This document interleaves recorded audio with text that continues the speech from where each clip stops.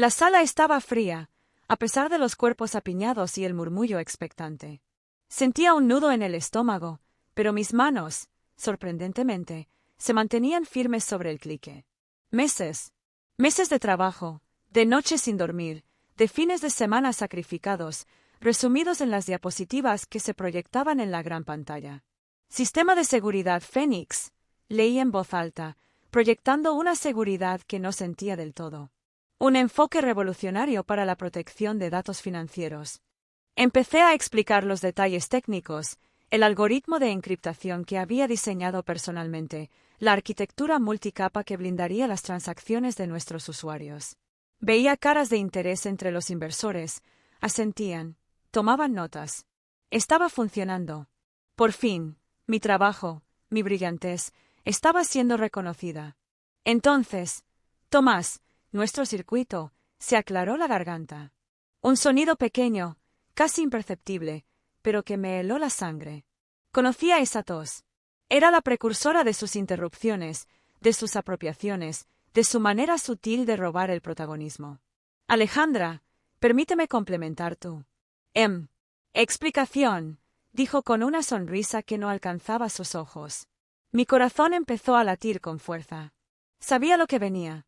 Tomás se puso de pie, se acercó a la pantalla y, con una soltura que me repugnaba, empezó a parafrasear mi trabajo, simplificándolo, tergiversándolo, añadiendo tecnicismos superficiales que, sin embargo, impresionaban a la audiencia.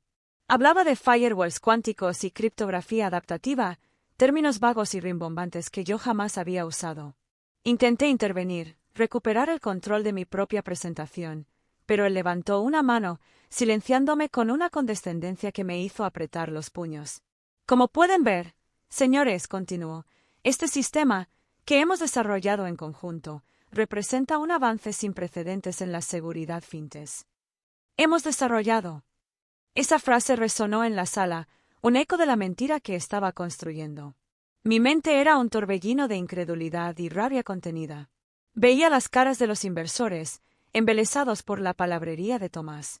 Nadie parecía recordar que hacía apenas unos minutos era yo quien explicaba los detalles, la arquitectura, la verdadera innovación detrás del sistema Fénix.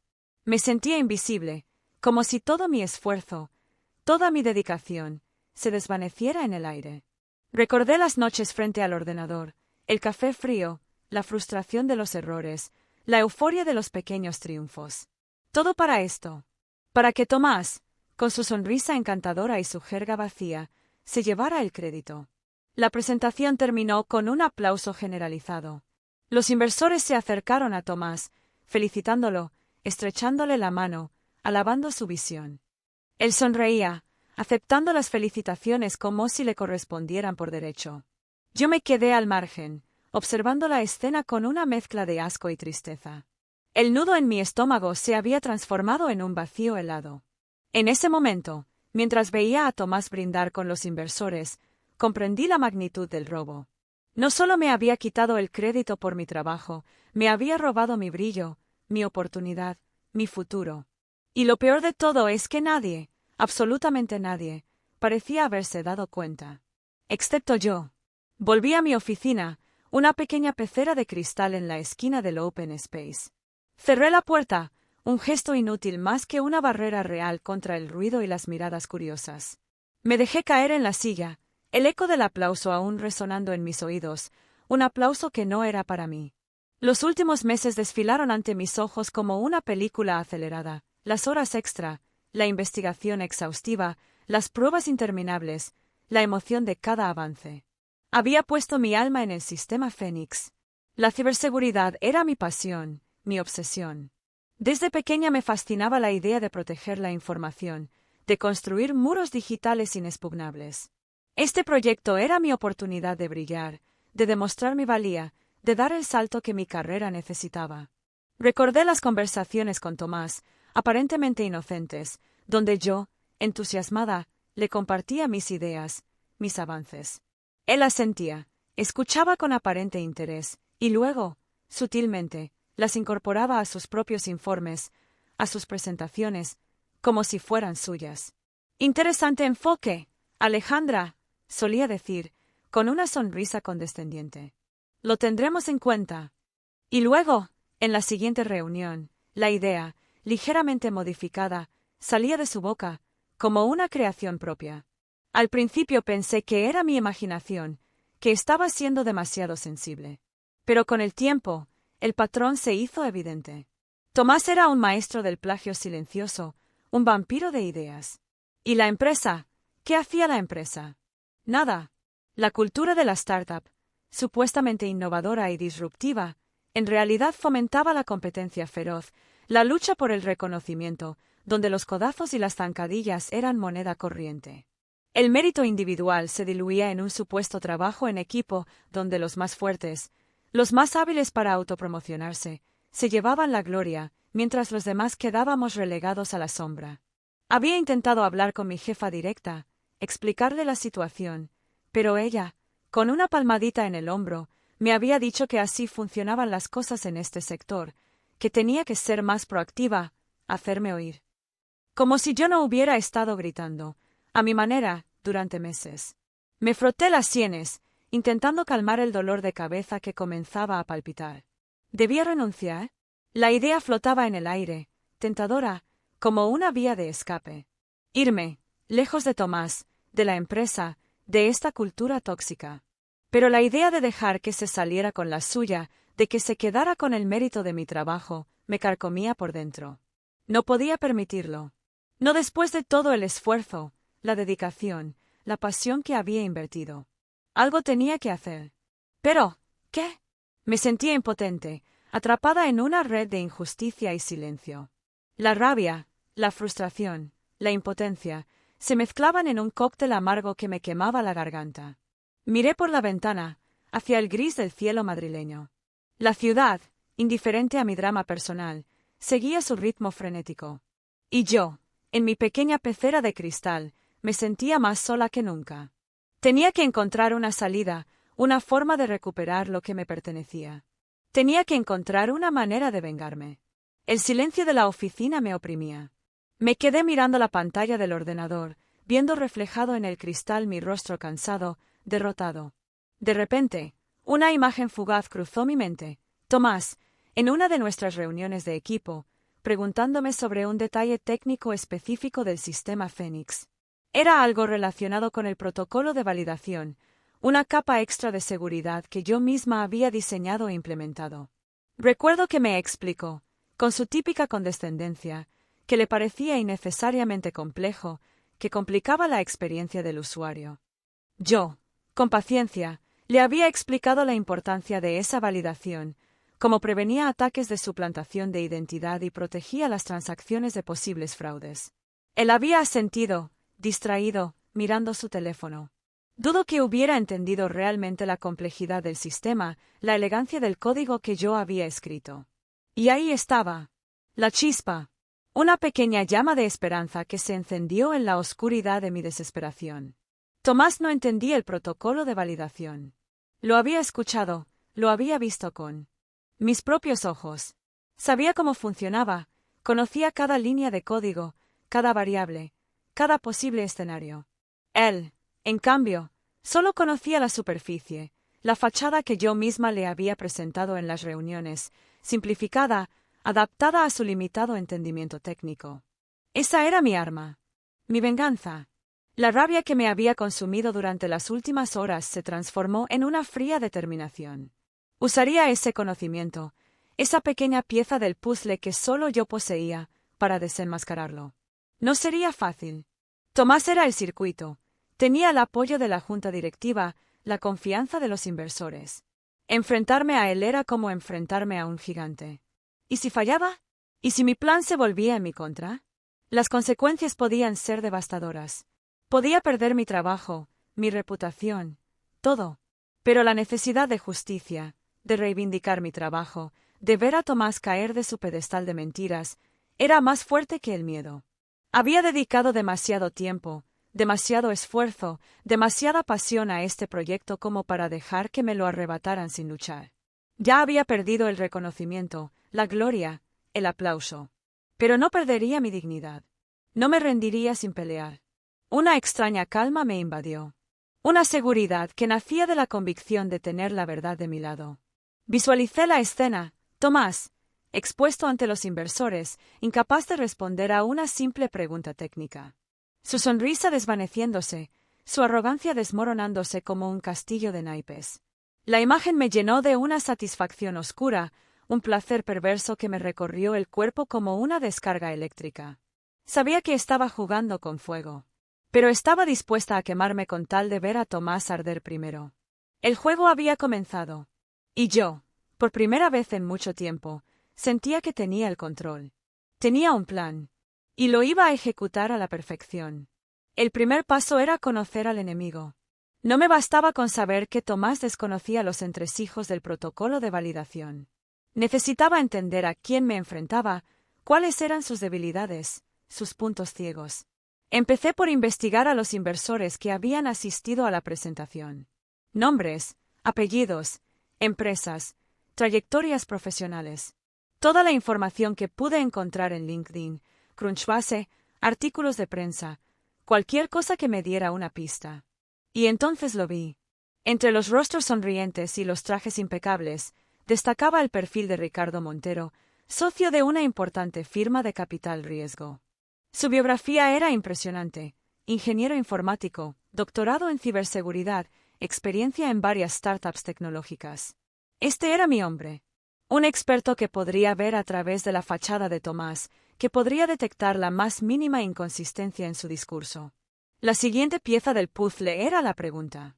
Tenía que ser algo aparentemente sencillo, inocente, algo que cualquier persona con un conocimiento básico del sistema debería poder responder.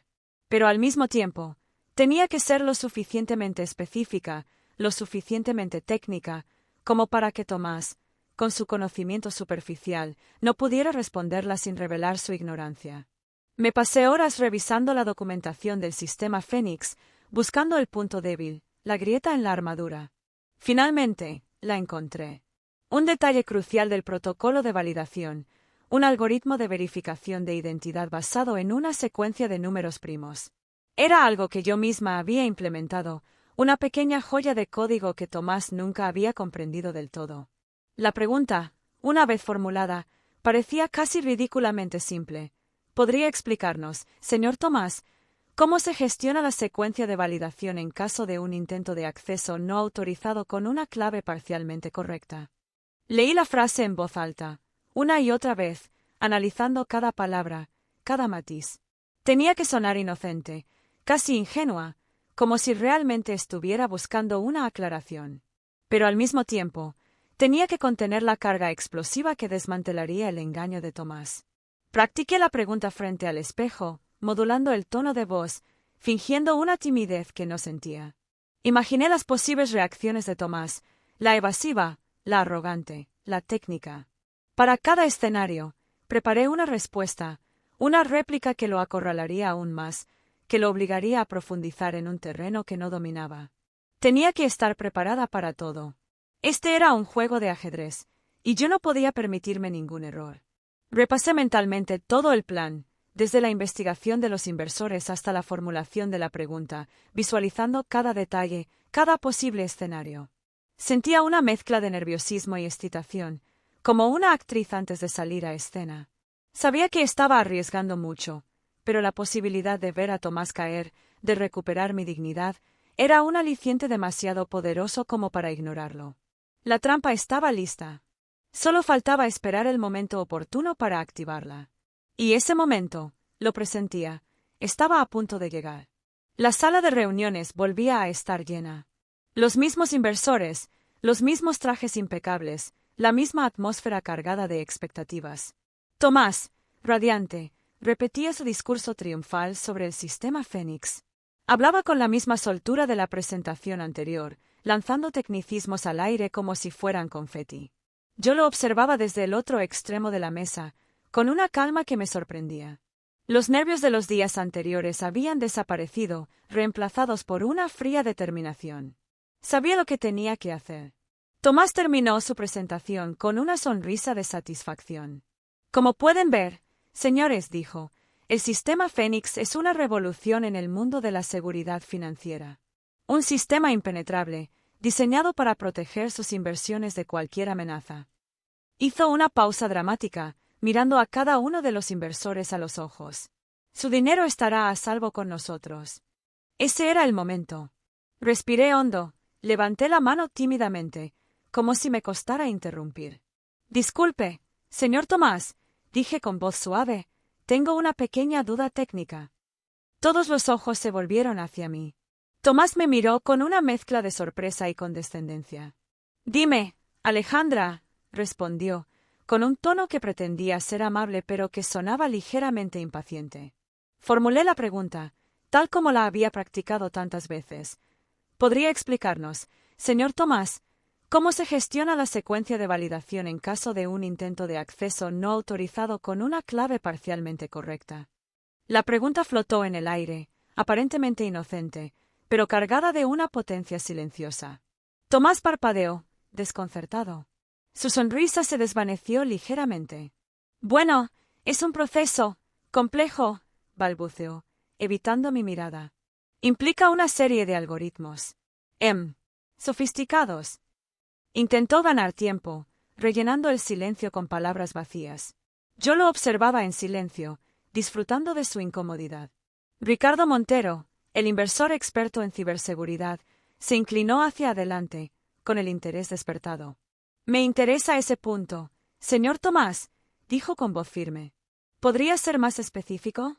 ¿Qué tipo de algoritmos se utilizan en la validación? Tomás tragó saliva, visiblemente nervioso. Utilizamos criptografía cuántica, respondió, lanzando al aire el primer término rimbombante que se le ocurrió. Aprendizaje automático para detectar patrones de acceso sospechosos. Yo apenas pude contener una sonrisa. Criptografía cuántica. Aprendizaje automático. Tomás estaba improvisando, lanzando palabras al azar, esperando que sonaran lo suficientemente impresionantes como para convencer a la audiencia. Pero Ricardo Montero no era tan fácil de engañar. Criptografía cuántica. Repitió Montero, con una ceja levantada. Interesante. ¿Podría explicarnos cómo se integra la criptografía cuántica con el protocolo de validación basado en números primos que se describe en la documentación del sistema? El rostro de Tomás palideció. Números primos. Esa era la clave. La trampa se había cerrado. Bueno, es una integración. Dinámica, tartamudeó, sudando visiblemente. Los números primos se utilizan para fortalecer la seguridad cuántica. Sus explicaciones se volvían cada vez más incoherentes, más absurdas. Yo decidí intervenir, con una aparente timidez. Disculpen, dije, creo que puedo aclarar ese punto. El protocolo de validación, tal como yo lo diseñé, utiliza una secuencia específica de números primos para generar una clave única para cada usuario. En caso de un acceso no autorizado con una clave parcialmente correcta, el sistema no solo bloquea el acceso, sino que también activa un protocolo de alerta que notifica al administrador del sistema y registra la dirección IP del intento de acceso. La criptografía cuántica, en este caso, no juega ningún papel en el proceso de validación. Los inversores me miraban con atención, absorbiendo mis palabras. Tomás, en cambio, me miraba con una mezcla de odio y terror. Su castillo de mentiras se estaba desmoronando ante sus ojos. La sala quedó en silencio durante unos segundos, un silencio denso, cargado de tensión. Y entonces, Ricardo Montero rompió el silencio con una sola palabra: impresionante. La palabra impresionante de Ricardo Montero resonó en la sala, no como un halago a Tomás, sino como el primer golpe de un martillo contra un cristal ya agrietado. Los demás inversores, hasta ese momento embelesados por la palabrería de Tomás, empezaron a removerse incómodos en sus sillas. Sus miradas, antes llenas de admiración, ahora se posaban en Tomás con una mezcla de escepticismo y desconfianza. Había una tensión palpable en el aire, una sensación de que algo importante estaba a punto de suceder. Montero, con la precisión de un cirujano, continuó diseccionando las explicaciones de Tomás. Me está diciendo, señor Tomás, que un sistema que supuestamente utiliza criptografía cuántica no tiene un protocolo de respuesta específico para accesos no autorizados con claves parcialmente correctas. Eso sería una vulnerabilidad de seguridad bastante grave, ¿no le parece? Su tono era tranquilo, casi afable, pero sus palabras eran dardos envenenados que se clavaban en la credibilidad de Tomás. Tomás, acorralado, intentó defenderse con argumentos cada vez más débiles. Bueno, el sistema está en constante evolución, balbuceó.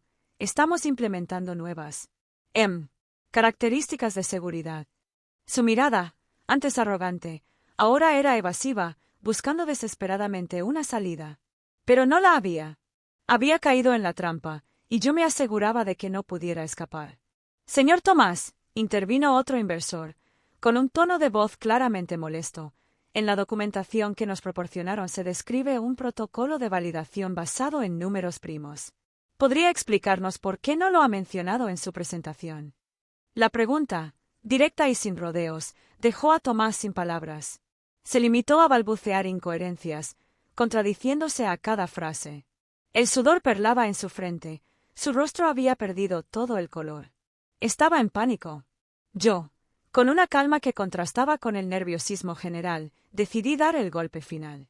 Si me permiten, dije, dirigiéndome a los inversores, puedo explicarles con detalle el funcionamiento del protocolo de validación. Como ya he mencionado, utiliza una secuencia específica de números primos para generar una clave única para cada usuario. Esta secuencia se almacena de forma encriptada en un servidor seguro y se verifica en cada intento de acceso. En caso de una clave parcialmente correcta, el sistema no solo bloquea el acceso, sino que también activa una serie de medidas de seguridad, incluyendo el registro de la dirección IP, la notificación al administrador del sistema y, en casos extremos, el bloqueo temporal de la cuenta del usuario. Este protocolo, que he diseñado e implementado personalmente, garantiza la máxima protección contra ataques de suplantación de identidad y fraudes. Expliqué el funcionamiento del sistema con detalle, con la seguridad que me daba el profundo conocimiento que tenía de cada línea de código. Los inversores me escuchaban con atención, asintiendo con la cabeza, impresionados por la claridad y la precisión de mis explicaciones. La diferencia entre la palabrería vacía de Tomás y mi conocimiento técnico era abismal, y ellos lo estaban viendo con sus propios ojos. El silencio que siguió a mi explicación fue aún más denso que el anterior. Los inversores se miraban entre ellos, con expresiones de incredulidad y decepción. La verdad, tan cuidadosamente ocultada por Tomás, había salido a la luz. El engaño había quedado al descubierto. Ricardo Montero, con una expresión de fría indignación, se dirigió a Tomás.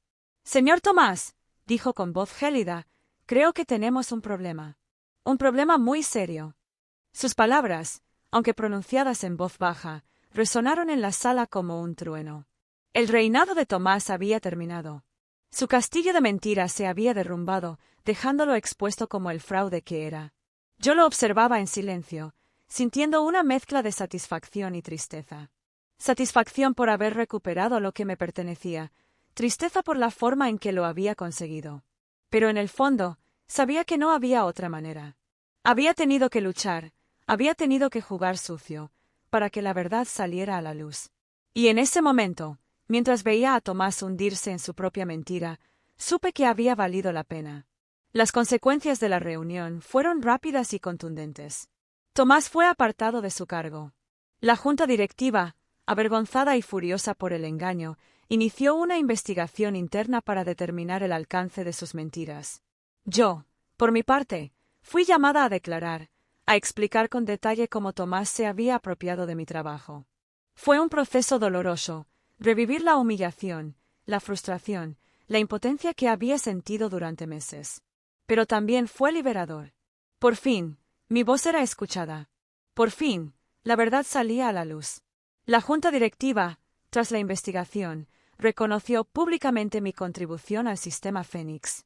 Me ofrecieron el liderazgo del área de seguridad, un puesto que jamás hubiera imaginado alcanzar tan pronto. Acepté, por supuesto. No solo por el ascenso, sino por la oportunidad de reconstruir la confianza, de crear un equipo donde el mérito individual fuera reconocido, donde la colaboración no fuera una excusa para el robo de ideas. Recuerdo el día en que me senté por primera vez en la oficina de Tomás, ahora mía. Era una oficina amplia, luminosa, con vistas a la ciudad. Desde allí, podía ver el ajetreo de la gente, el ritmo frenético de Madrid. Me quedé mirando por la ventana durante un largo rato, pensando en todo lo que había sucedido. Había pasado por un infierno, había tenido que luchar contra un gigante, había arriesgado mi carrera para recuperar lo que me pertenecía. Pero lo había conseguido. Había vencido al monstruo. Había resurgido de las cenizas, como el ave fénix que daba nombre a mi sistema de seguridad. La experiencia me enseñó una lección invaluable: la importancia de defender el propio trabajo, de no permitir que el miedo o la inseguridad silencien la verdad. En un mundo donde la competencia es feroz, donde el éxito se mide en likes y followers, es fácil sentirse invisible, insignificante. Es fácil dejar que otros se apropien de nuestras ideas, de nuestro esfuerzo, de nuestro brillo. Pero no debemos permitirlo. Debemos alzar la voz, defender lo que nos pertenece, luchar por el reconocimiento que merecemos. No siempre será fácil. Habrá momentos de duda, de miedo, de desesperación. Pero debemos recordar que la verdad, como el agua, siempre encuentra su camino. Y que la justicia, aunque a veces tarde en llegar, siempre prevalece. La empresa, tras la salida de Tomás, cambió radicalmente. Se implementaron nuevas políticas para fomentar la transparencia y la colaboración real. Se crearon canales de comunicación para denunciar comportamientos inapropiados. Se promovió una cultura de respeto y reconocimiento al mérito individual. La junta directiva, consciente de los errores del pasado, se comprometió a crear un ambiente de trabajo más justo y equitativo. Y lo lograron. La atmósfera tóxica que había reinado durante tanto tiempo se disipó, reemplazada por un clima de confianza y optimismo. Los empleados, antes temerosos de expresar sus ideas, ahora se sentían libres de compartir sus conocimientos, de colaborar sin miedo a ser plagiados. El cambio fue profundo, real, tangible. Y yo, desde mi nueva posición, me comprometí a ser un ejemplo, a guiar a mi equipo con la misma pasión y dedicación que había puesto en el sistema Fénix. Quería demostrar que el éxito no se alcanzaba a costa de los demás, sino a través del trabajo duro, la honestidad y la colaboración genuina. Quería crear un espacio donde todos tuvieran la oportunidad de brillar, de desarrollar su potencial, de alcanzar sus sueños. Mi historia, la historia de cómo una pregunta desmanteló un imperio de mentiras, se convirtió en una leyenda dentro de la empresa. Un recordatorio de que la verdad, por muy oculta que esté, siempre sale a la luz. Un ejemplo de que la justicia, aunque a veces tarde en llegar, siempre prevalece. Y una inspiración para todos aquellos que, como yo, han tenido que luchar contra la injusticia, contra la indiferencia, contra el silencio. Si te ha gustado esta historia de café frío y venganza, suscríbete al canal para más historias de justicia laboral.